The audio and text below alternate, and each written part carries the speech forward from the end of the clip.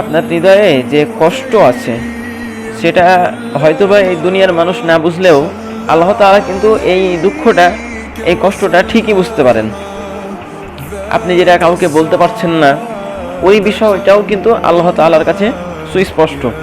আপনি হয়তোবা চুপচাপ সহ্য করছেন, ভিতরে ভিতরে কষ্ট পাচ্ছেন, ভেঙে পড়ছেন, কিন্তু আল্লাহ তাআলা আপনার প্রত্যেকটা ধৈর্য, প্রত্যেকটা কান্না আল্লাহ তাআলার কাছে হিসাব করা আছে। আপনি ভাবছেন কবে আমি এই কষ্ট থেকে মুক্তি পাবো, কবে সব কিছু ঠিক হয়ে যাবে, কিন্তু আল্লাহ তাআলার কাছে সব কিছুরই একটা নির্দিষ্ট সময় আছে।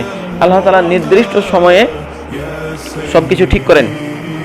যা এখনও আপনি পাননি, যেটার অধীর আগ্রহে আপনি বসে আছেন, যেটা লক্ষ্যে, সেটার জন্য কখনো হতাশ হওয়া যাবে না।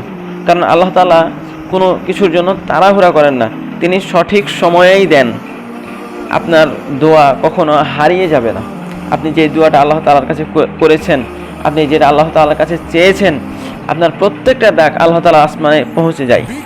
আপনি আল্লাহ তাআলার কাছে চেয়েছেন, আল্লাহ তাআলাকে বলেছেন, এই যে আপনি চেয়েছেন এটা আল্লাহ তাআলার কাছে পৌঁছে গেছে, এবং এটা আপনার কখনো বৃথা যাবে না। মনে রাখবেন, আল্লাহ তাআলা যখন দেয়, তিনি তখন শুধু দেয় না, এমনভাবে তিনি দেন যে আপনার কল্পনার বাইরে, এবং তিনি হচ্ছেন উত্তম পরিকল্পনাকারী। এজন্য আমাদেরকে ধৈর্য রাখতে হবে, আমাদেরকে ধৈর্য হারা হলে চলবে না, ভরসা রাখতে হবে, এবং কখনোই দোয়া বন্ধ করা যাবে না। আমাদেরকে এটা খুব গভীরভাবে চিন্তা করতে হবে যে আমার একজন রব আছে, এই যে আমি যে কষ্ট পাচ্ছি, আমার রব এই কষ্টটা দেখছে।